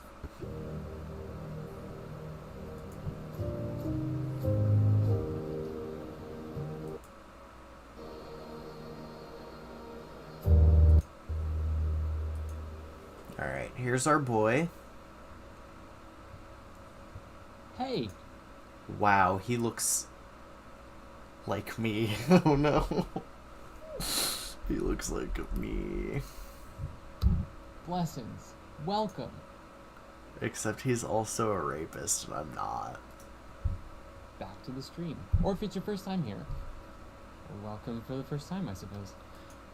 This hoodie is kinda bitchin' though. So, we're going to start with a recap on today's video. Last time, on Man, I Spirit want that Stream, hoodie.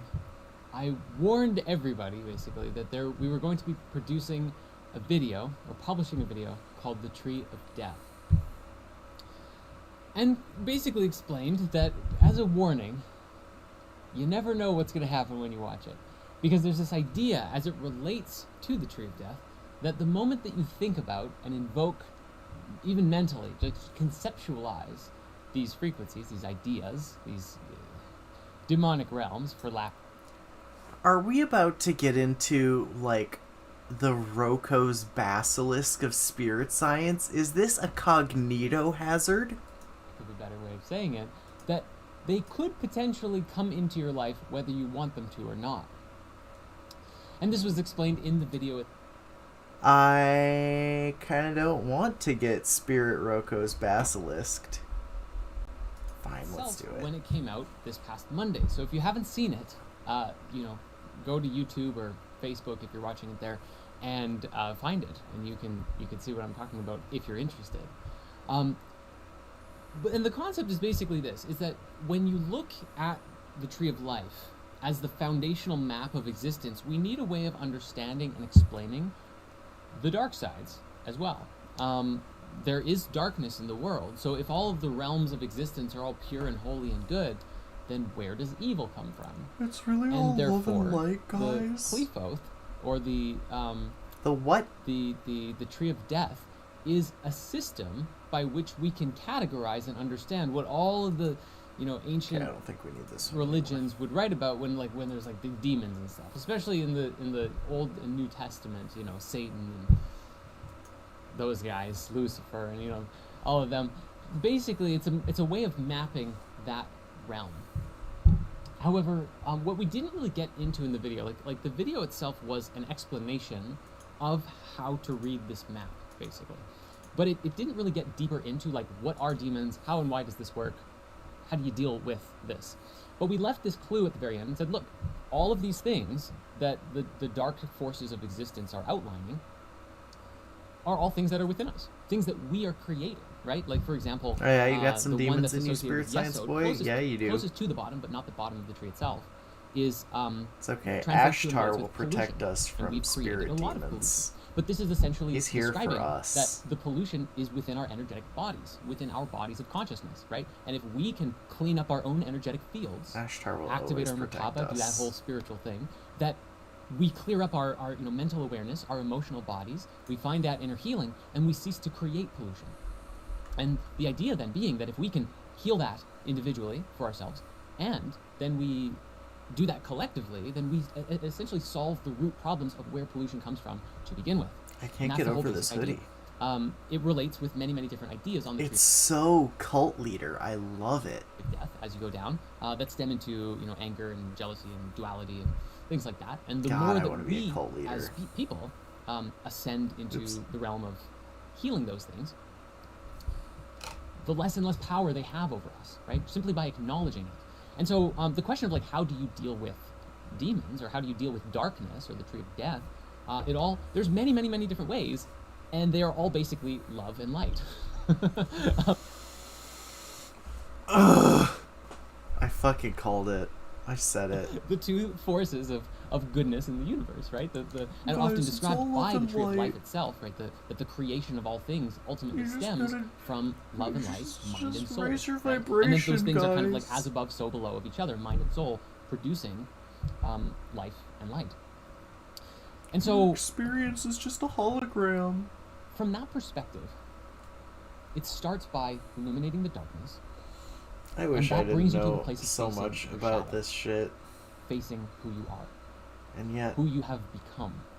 I do. It means actually being straight up and real with your perception and your beliefs and the way that you identify when they're not in resonance with your soul. For example, if you are addicted to, let's say, smoking cigarettes because you started at a point when you thought it would make you cool because your friends did it, and then it became this habit. The original core root of the reason why you started, You are a huge bottom. Like, actually, you are radiating bottom energy.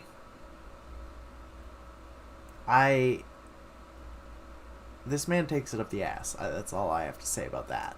is not a soul-driven I mean, so do I, but relationship still. with a plant medicine of tobacco.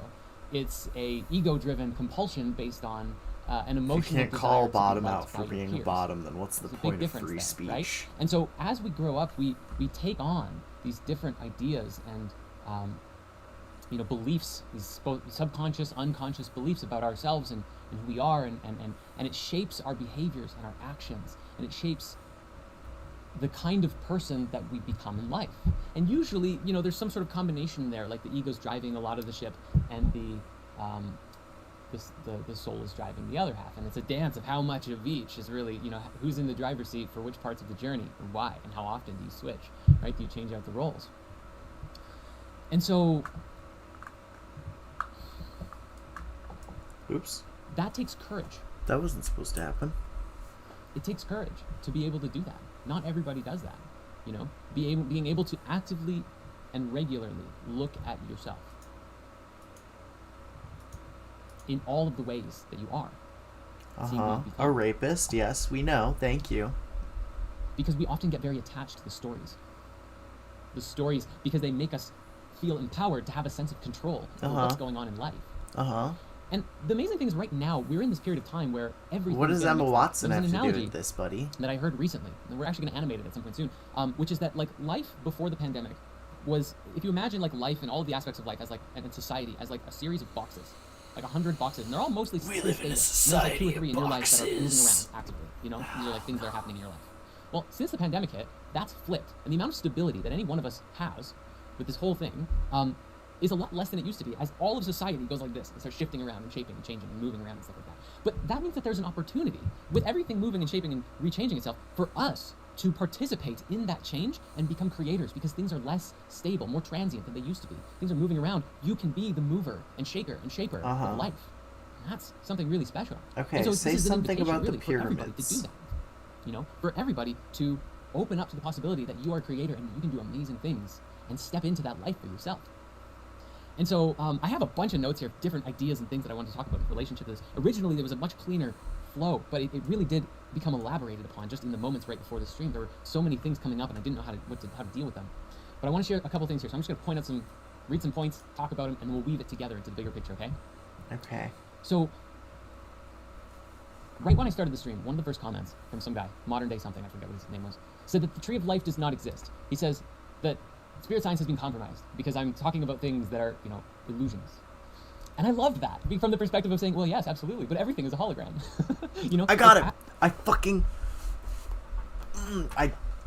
fucking hate that I know so much about this, that I know what he's going to say before he says it.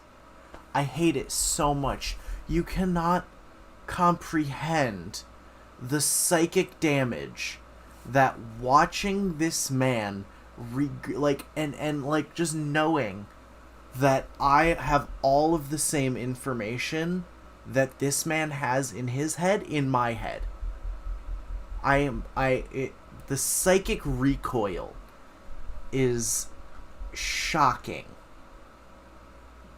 I hate knowing everything about spirit science. I hate it. I didn't want to know it, but I do, and I don't even know why. I just do. As creators, we are the ones who, through our belief system, consumed decide too what kind much of reality we want to live in. conspiracy media. If you were believing that the Earth is flat or the Earth is round, the tree of life, or no, just Jesus, or more into the the Hindu religion pantheon understanding of everything, all of those are cohesive systems of understanding life, and you can follow each and every one of them if you want to. To say that, well, my way is far better than your way, and your way sucks, and therefore I'm going to attack you over it. Okay, I agree with him here. Kind of a limited story, because it leaves you on a singular path when you Bro, could be what walking is on that multiple paths. bracelet? That's so being aware and crazy. expanding into many different understandings and seeing how they weave together. Oh, I can't to get it. create Oh, there it is. Wow. Look at that fucking macrame pattern. That is exquisite. I hate that I love his outfit so much. Ultimate mind of God that makes up all things. Guys, I I'm gonna should have to have change these become a tapestries cult in the future, leader. 'cause there's Why one didn't that I might be all choose that his really life explains it path well. and be a It's a cult hermetic leader? idea. We'll leave the tarot out of I it for a little bit. absolutely But the would idea have done it. that's in that card is a hermetic idea that says that all paths to spirit lead to the summit. That there are an infinite numbers of ways of revering that which is divine. And that's a beautiful thing for us to just consider for a moment, right? Like, why limit ourselves when all that we know is a grain of sand on an infinite beach next to an even more infinite ocean? Okay, thank you. And like, our belief system is that grain of sand. And why not take in the whole ocean, right? But that means, like, have you ever seen the creatures at the bottom of the ocean? Terrifying as all hell can be, some of those things. absolutely majestic but frighteningly scary. And there's that giant alien squid thing that's like Bottom. a skyscraper tall. That's probably an exaggeration, but still wild. Go and look up like super alien squid thing. You'll find what I'm talking about. The point being that this whole tree of death concept is a Hermetic Kabbalistic idea based on the traditional Kabbalistic Kabbalah with a K, Qliphoth, which is a very similar, basically the same thing, but just depicted differently, right? And all of these different mystic systems and traditions are building on each other to attempt to describe and understand and map the mystical understanding and nature of reality. So, by talking about it, Okay, I do agree with his main point here, and I hate agreeing with this man, but his main point is that, like, every spiritual system and, like, understanding are just kind of facets of one whole, and that's kind of my whole thing, is, like, they all are so fucking similar when you get into the broad strokes of what they are. They're very specifically, they have minute differences, but in the broad terms, they're all exactly the same. And that's kind of how I feel about conspiracies as well. Because when you look at the broad strokes of conspiracy, what you see is that you have groups of people who are essentially saying, I am dissatisfied with reality, I do not trust establishment, and I think that, there's been a major something going on, and that this is what it is. And that's what it is. It's this, I don't fit into society's standpoint, so society and reality must be different from what everyone else believes because I don't fit. Or rather,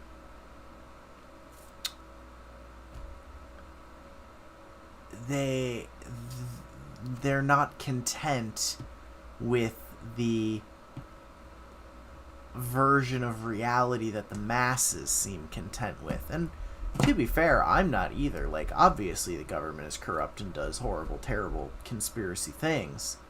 But when you start getting into these sort of spirit conspiracies is when you're starting to deal with, like, concepts of the fundamental idea of reality itself being a conspiracy. Like, Flat Earth is a really good example, because Flat Earth conspiracy theorists basically are saying that every single fact in your entire life is wrong.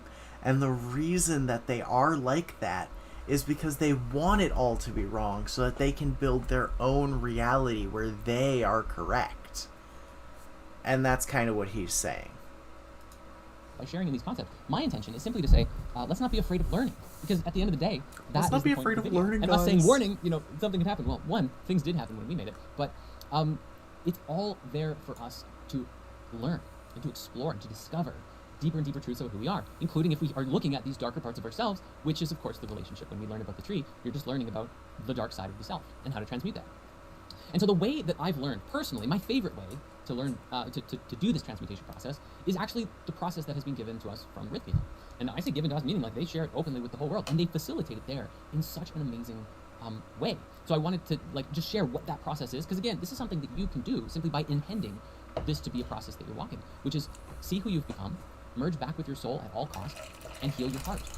And in this process, when we just talk do about that. seeing who you become, facing the shadow, and then merging back with your soul, which is when you see who you've become, you're seeing the part of yourself that has become separated from the soul. Like it's your soul seeing your ego, right? This like awareness of, oh, that's who I've become. In that shifting, you're creating, like you're taking this kind of schism of a lens and bringing them together, and they're shining into each other with complete whole awareness. Okay, buddy, you've done a lot of acid. And you become whole. And when that happens, there is a healing of the heart that takes place. And when the heart is healed, the wholeness is like it's like that sphere is like there's a light on in the middle, and it's illuminating everything. Really And want that is where hoodie. the demons disappear, because as we all know, I really only want that place hoodie. where battles should be fought with demons is in our own hearts. And I said the quote completely wrong. I think I wrote it in the description better than that. Let me try it again. The only demons are the ones in our own hearts, and that is where all battles should be fought. That was Gandhi. Gandhi would have, if he was here right now, he'd be like, mic drop. But he's not, so I'll do it for him. But that was pretty fucking dope, Mr. Gandhi. So thank you. I'm going to approve of this moment. So those are some of the lessons. I mean, there's so many lessons. I don't know that enough I've had about from Gandhi ayahuasca to and lecture from you about It Gandhi. really is such a beautiful space that I couldn't help but share, and wanted to just like pass on. Again, if you are interested in learning more, there's a link in the bottom of the description about it. But again, like, it's not one of the biggest things I've learned from Rhythmia. Was Gandhi a person, or is he reincarnated?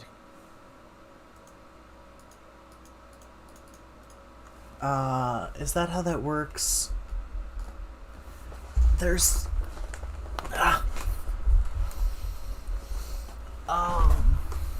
Gandhi reincarnation?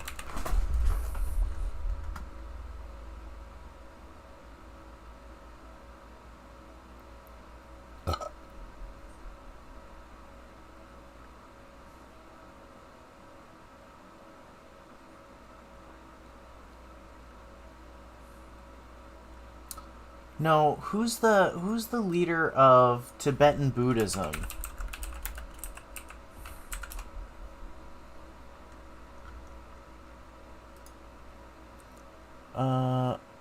And the...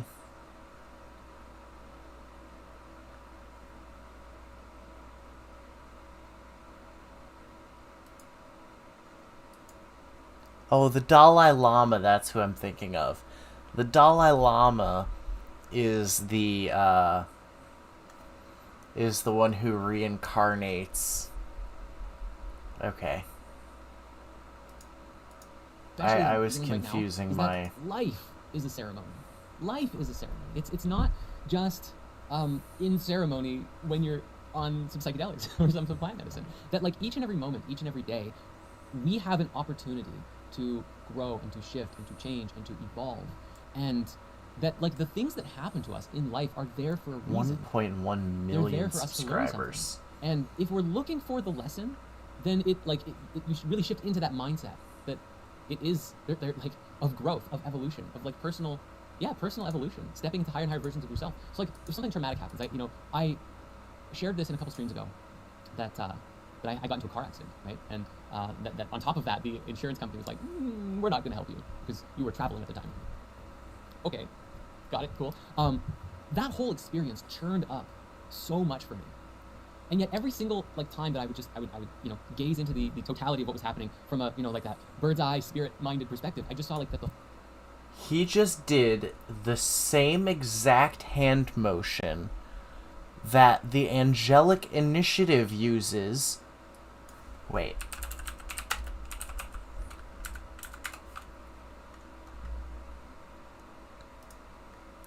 Watch this. On his assignment. What is she supposed to do? This is the same. And, she seems to have been born without an assignment. It's churned up so much for me. And yet every single like time that I would gaze into the totality of what was happening from a like that bird's eye, spirit-minded perspective, I just saw like. That's interesting to me. It's interesting to me seeing two people from two completely different spiritual paths making the same hand motion, which, when they're doing it, when the Angelic Initiative is doing it, they're saying that that's the threads of their mind going up to connect with higher dimensions. And that's something that he claims he does regularly. The whole thing was in divine order. Like, it was actually perfect. And it was, it's uncomfortable as hell, Damn, but it was divine feminine, we were so close. It was perfect. And then if I could surrender to that perfection and not be like grumpy, oh my god, car, bills, no, like all of these things. If I could just step outside of myself and I could just be in a state of surrender. This is what it is. And do your best, moving forward. Bottom. That everything would work out just perfectly. And that's been what I've been practicing. And it's actually been, what I found is I personally have just grown a lot. I've stepped into just higher levels of both with my work and with my own personal responsibility and my own personal energy and how I take care of myself. All of these things are like taking more refined shape because I surrendered to this experience of having kind of a traumatic car accident experience. It's been quite a journey, And so, I guess the invitation here is that if you treat life as a ceremony, that like everything that's going on, good and bad, Man, I want that fucking hoodie. Understand, see who you become, merge with your soul. All I care about right now. It opens up this path for life to just flow a little bit easier. And And I also understand if that like doesn't maybe make so much sense. Is really there probably a depends store? on, Can I you buy personally, the hoodie? What point you're at on your path. Oh God, no! And This as always, is. my recommendation is just to kind of get your foot in the door if this is something that's new for you. Oh or something that doesn't no! sound, He's super shilling doable. his Go with it. fucking It really course. is. It's like the space, the way that you're held when you have that experience there is unlike anything that I've Plant ever experienced in my medicine. life. It is so deeply moving and profound. that You're I can't gonna help but do want to share the love ayahuasca. that Is I what felt you're there gonna with do. everybody. So I had to say it. In addition to that, a couple things just from I had a 3-hour Pastro Masters class earlier today inside Spirit Mysteries, and one of the things that we talked about here was consistent effort. And I wanted to speak to this too, right? Because in that whole like, well, okay, going to Rhythmia is great. Maybe I'll book my trip later today, but for right now, what can I do in this moment? And this is Show me something your that I wanted fucking to just share with store. you was, I will like, this, fight you. Okay, there's 3 points here. There's consistent effort, there's Mr. Miyagi, and there's the training room.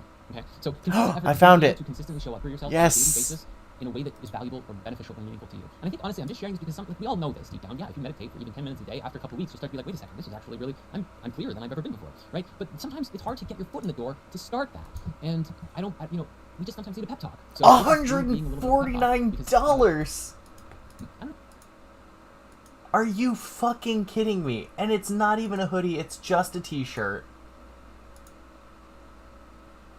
Oh my God. Are you joking? Oh guys, it's on sale. It's on sale, guys. It used to be $500. Go fuck yourself, spirit science guy. Literally, what the fuck? Holy shit, this is the most overpriced. A deck of tarot cards, $55. This dude is a straight up grifter. Holy shit. Obelisk of Destiny. Lapis Lazuli Pyramid. Okay. So, that pyramid is about the size of this pyramid, right? This looks to be about the same amount of finger that I am covering up. That's... You know how much this cost? Rose quartz. $7. Now, but Seamus, that's lapis lazuli. Okay, here's my piece of lapis lazuli. Big piece of lapis lazuli. Size of the palm of my hand, right? How much do you think this cost? $57? No. This cost $12. $12 at a very high quality jewel store or gem store in Chicago. This man is putting a fucking, I don't even know, 400% markup on this shit. You can find this in any gem or rock shop and they will charge you certainly less than $20.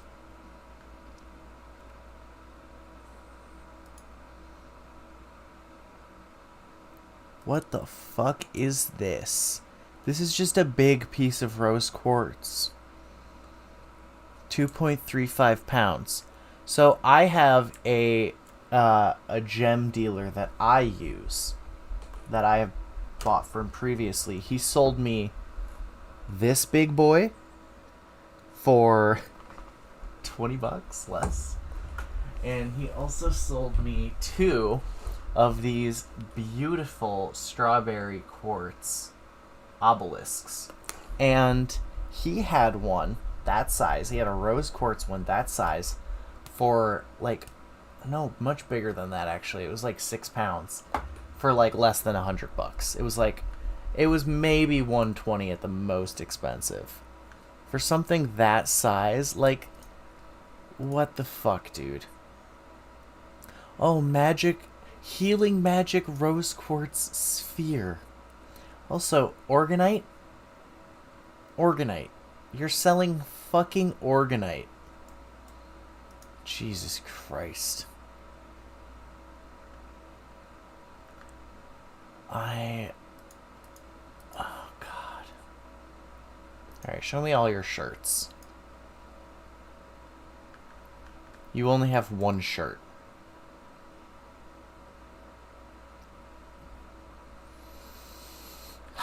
Vibrational raising. Let's raise our fucking vibrations, boys. I'm gonna... Jesus Christ. Organic bamboo.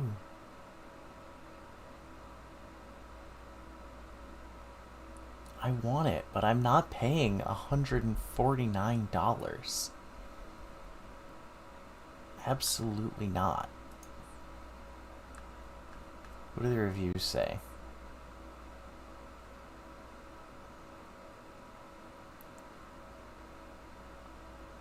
Yeah, they only have 5-star reviews because these people are in a fucking cult.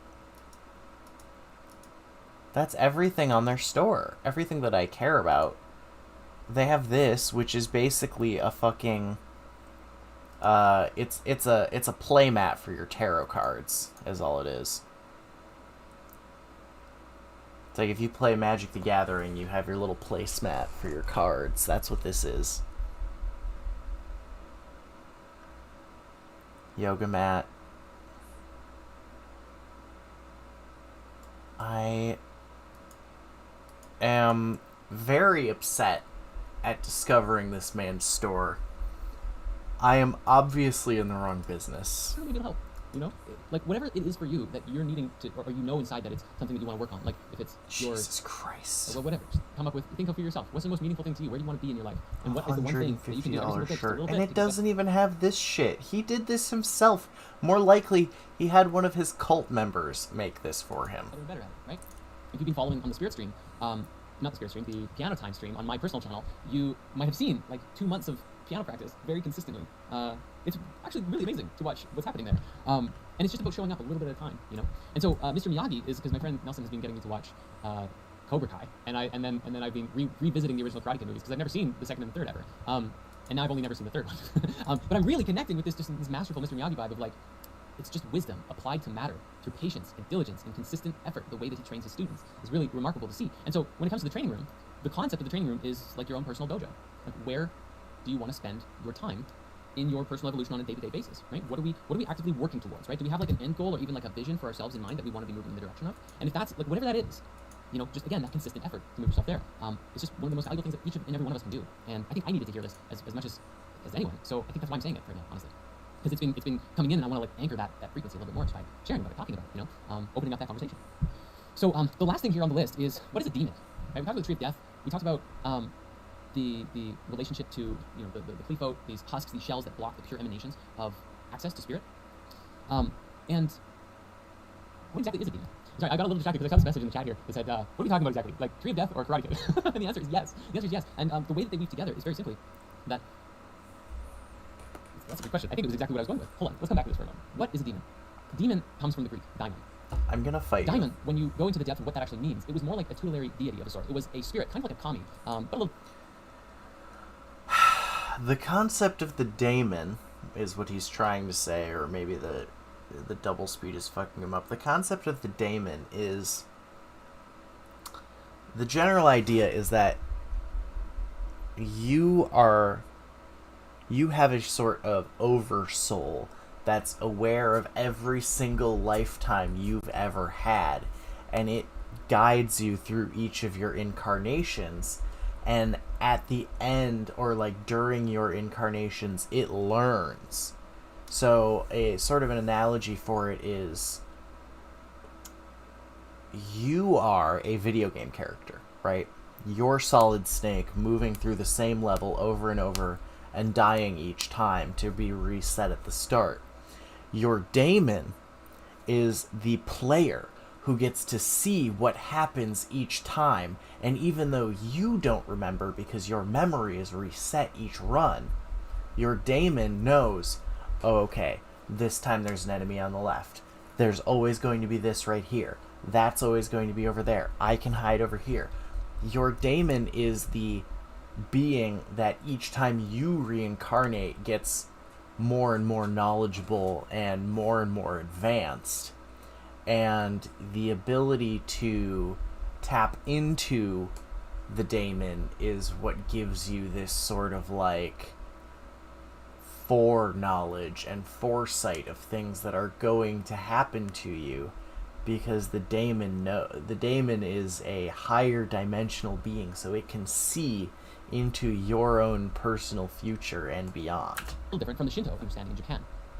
Demons were never originally considered to be actually like dark. Diamonds originally were never these like dark, evil, malevolent forces. But when Stop the saying Christian Empire diamonds. really rose in around 300-400 AD and was like taking over, a lot of the language was changed, and the understanding of what these concepts were also changed. And so all of the spirits basically were reduced and suppressed into the concept of demons. We turned them into something that is not in harmony with us, with ourselves. And so of course we have all got demons apparently, because the concept, we essentially created it. We created this concept for ourselves that has become rooted to our existence. So how it relates to Karate Kid is like, let's just look at the main story, for example. Like all the characters kind of have their own demons, right? Both fear, weakness, and each other, right? The main character, his demon was Johnny. So now we're doing as film well as analysis. the evil teacher who John Kreese was another level of the demon on the Tree of Death, right? And like all of the Cobra Kai when they're all bad guys, all essentially we're kind of filling out different roles of the darker aspects of the story, the darker aspects of themselves. Now maybe that might sound kind of strange, but that's how it looks to me. So I just thought I'd share that. It seemed like relevant. I don't know. I wrote it down. I wanted to talk about it. So, when you summon demons, when you invoke the concept of the Tree of Death, what's essentially happening is that you're unleashing these energies that are within you, because they have, it's like a, it's a force, it's a level of consciousness that is suppressed, that you're looking at, you're shining light on, and it opens it up, and it swirls around within you. And some people have that energy underground, some people are already swimming in it. So it may or may not be something that you're directly noticing, like you watch that video and something bad happened. That's as far as, at least my understanding of it goes, is that if you're actively participating in, working with yourself, you become far more intuitive to when something new comes into your field, energetically speaking anyways. And so, while yes, it is maybe a pressurized, darker force that you're not used to, that is being activated or revealed, ultimately it's really just showing you already, like what is already within yourself. It's making that sphere, like from the whole tree of, or the show me who I become concept, the rhythmia concept, and the merging with the soul. It's there to facilitate you being able to see yourself, and that's really the whole bottom line here. And so, if we follow in that path, we follow in that principle, we can merge with our souls, and we can heal our hearts, and that ultimately brings us to the closure of today's spirit stream. Is just knowing that like you can live any dream that you want. But in order to... You can be whatever you want to be, guys. Everything's all love and light. The only thing, anywhere that is love and light is Ashtar. Ashtar is love. Ashtar is light. Thank you all for watching. I'm gonna end this stream so I can go to bed and hang out with my boyfriend for a little bit. But, so now we know he's a grifter. He's a bottom. And he uses his moderately deep level of knowledge, not even like moderately deep, but like middle of the road level of knowledge about spiritual topics in order to convince people to buy his extremely expensive merchandise and subscribe to his YouTube channel and give him 1 billion trillion views. And this is how he funds his constant appetite for psychedelics.